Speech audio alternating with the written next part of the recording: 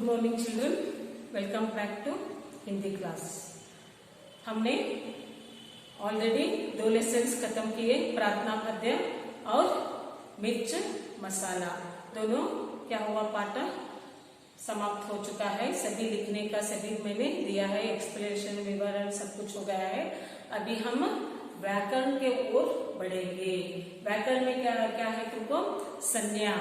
संज्ञा हम किसे कहते हैं, इसके बारे में आप लोगों को मैं आज जानकारी देती हूँ। संज्ञा। संज्ञा देखिए इधर बच्चों, इन वाक्यों को पढ़िए और रेखांकित शब्दों की ओर ध्यान दीजिए। इधर क्या है, वाक्य दिया गया है।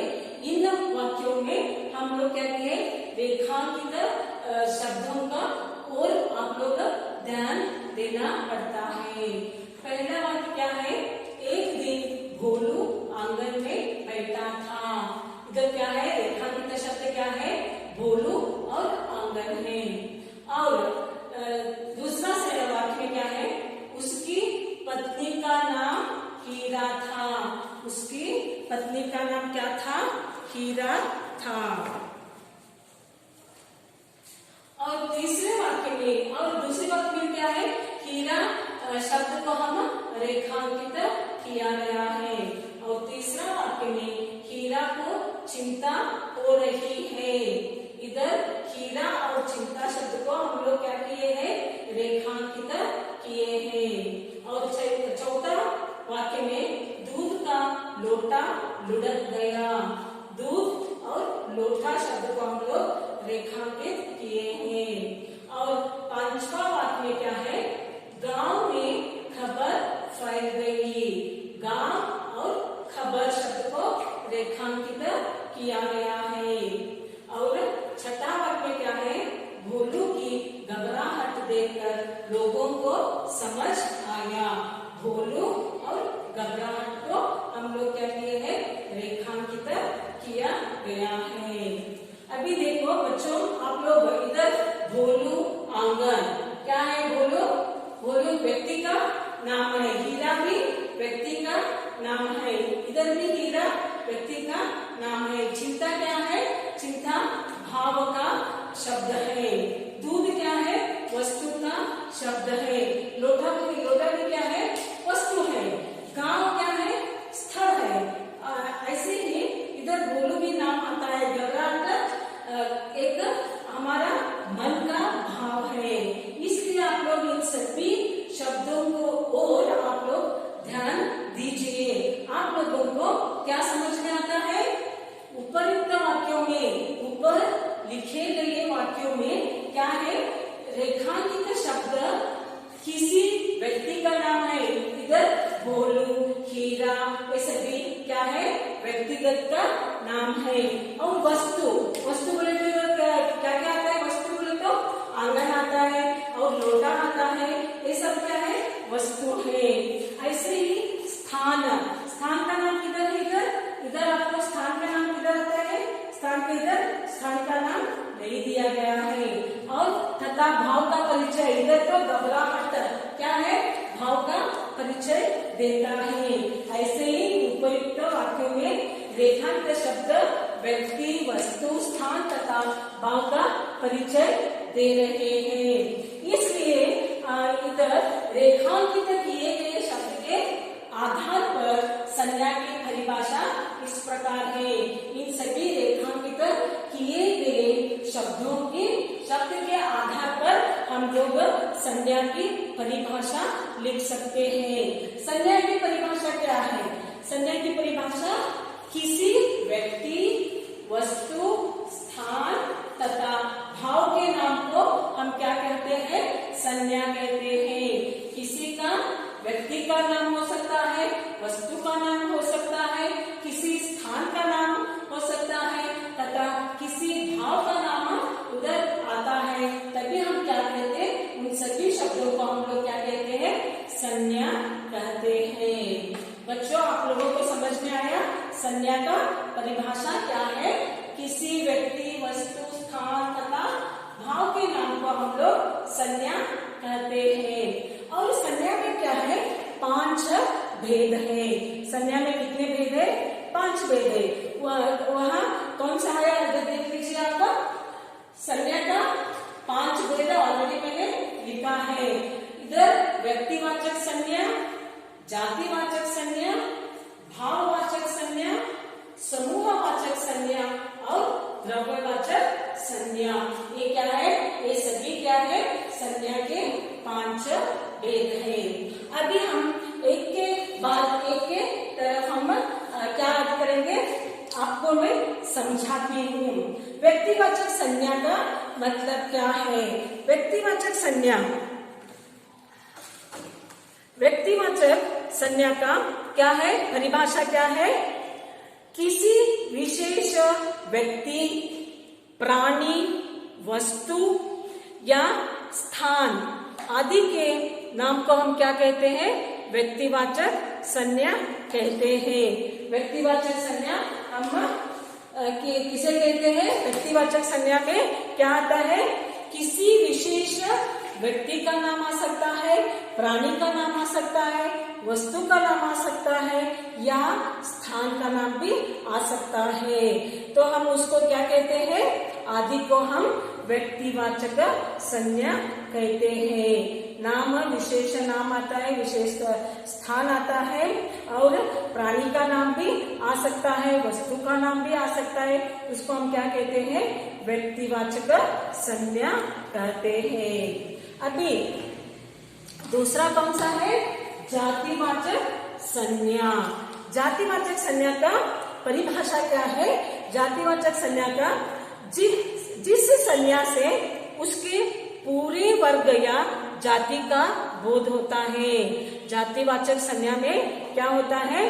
जिस संज्ञा से पूरे वर्ग कौन से वर्ग का और कौन सा जात का क्या होता है? बोध होता है। उस वाक्य को हम क्या कहते हैं? जातिवाचक संज्ञा कहते हैं। उसका अभी जातिवाचक के बाद हम लोग तीसरा कौन सा है?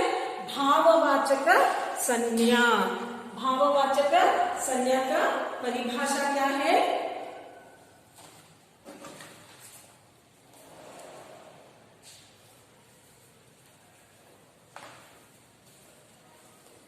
बच्चों अभी तीसरा कौन सा है? भाववाचक संज्ञा है। भाववाचक संज्ञा का परिभाषा क्या है? जिस संज्ञा शब्द से किसी भाव, गुण, दोष तथा स्वभाव आदि का ज्ञान हो उस जिसे हम क्या कहते हैं? भाववाचक संज्ञा कहते हैं। और एक बार मैं दोहराती हूँ बच्चों, जिस संज्ञा शब्द से किसी भाव, गुण, दोष तथा स्वभाव आदि का ज्ञान हो और जिन्हें हम देख या स्पर्श नहीं कर सकते उसे भाववाचक संज्ञा कहते हैं। भाववाचक संज्ञा को हम लोग स्पर्श नहीं कर सकते हैं और देख भी नहीं पाते हैं। इसको हम क्या कहते हैं? भाववाचक संज्ञा कहते हैं। और फोर्थ वन कौन सा है? चौथा कौन सा है संज्ञा? समूहवाचक। इसका नाम ही आप लोगों को बता रहा है समूह। समूह का मतलब क्या है? गण, झुंड, ऐसे वर्ड्स आते हैं ना, उसको हम क्या कहते हैं? समूहवाचक संज्ञा कहते हैं। जिस संज्ञा से एक ही जाति के व्यक्ति या वस्तुओं के समूह का बोध होता है। क्या होता है समूहवाचक में? क्या होता है? जाति, एक ही जाति के व्यक्ति, एक ही जाति का व्यक्ति अथवा वस्तुओं के समूह का बोध रहता है, उसको हम क्या कहते हैं? समूहवाचक संज्ञा कहते हैं। और लास्ट वन कौन सा है? लास्ट वन कौन सा है?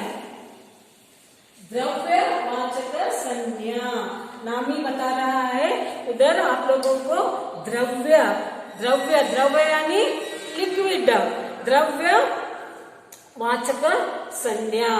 जो संज्ञा शब्द से किसी द्रव पदार्थ नहीं तो द्रव्य पदार्थ भी कह सकते हैं हम लोग। द्रव पदार्थ या ठोस पदार्थ आदि के बारे में जानकारी देते हैं। द्रव्यवाचक संज्ञा किसी द्रव पदार्थ या ठोस पदार्थ आदि के बारे में जानकारी देते हैं, उसे हम क्या कहते हैं? द्रव्यवाचक संज्ञा कहते हैं। बच्चों अभी मैं क्या करती हूँ, एक के बाद एक लिखते जाती हूँ। आप लोग क्या करना चाहिए, उस सेम आप लोग लिखना चाहिए।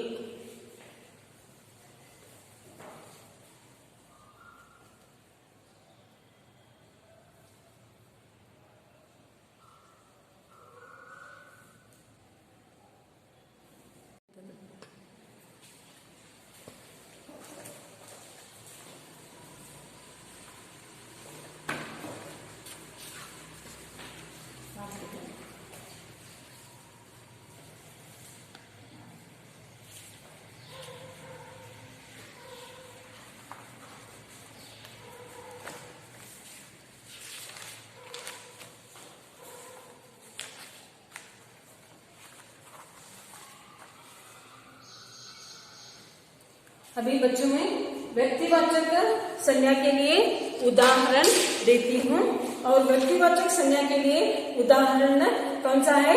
भोलो आ सकता है। व्यक्ति का नाम भोलो क्या है? व्यक्ति का नाम है हीरा, कबूतर, भारत, यमुना, हिमालय आदि। ये सभी क्या है? व्यक्तिवाचक संज्ञा का उदाहरण है। ऐसे ही जातिवाचक संज्ञा के लिए हम पत्नी, पक्षी, गांव, देश, नदी आदि, ये सब क्या है? जातिवाचक संज्ञा के उदाहरण है। और भाववाचक संज्ञा के उदाहरण शब्द कौन से हैं? चिंता, घबराहट, अच्छाई, बुराई, मिठास आदि, ये सब क्या है? भाववाचक संज्ञा के लिए उदाहरण है। ऐसे ही आगे कौन सा है? चौथा, समूहवाचक संज्ञा। समूहवाचक संज्ञा के उदाहरण है सेना, दल, झुंड, गण, गुच्छ आदि। ये सब क्या है? समूहवाचक संज्ञा के उदाहरण है। ऐसे ही लास्ट वन कौन सा है? पांचवा कौन सा है? द्रव्यवाचक संज्ञा। द्रव्यवाचक संज्ञा का उदाहरण है शब्द है सोना, चांदी, लोहा, तांबा आदि। ये सब क्या है? द्रव्यवाचक संज्ञा के लिए उदाहरण है। बच्चों अभी हम क्या करेंगे, ये सब आप लोग अपने ग्रामर बुक में, व्याकरण बुक में लिखना चाहिए।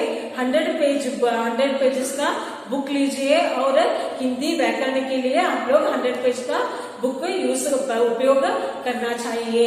आप लोग इसके बारे में व्याकरण बुक में आज का लिखना चाहिए। आज का गृह कार्य है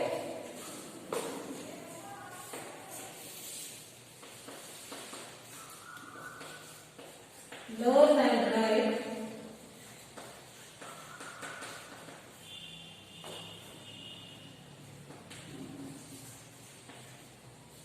ग्रामर बुक।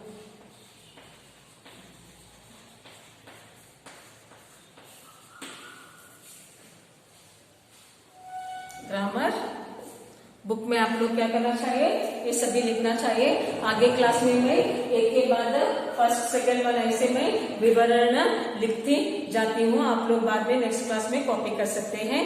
बच्चों धन्यवाद।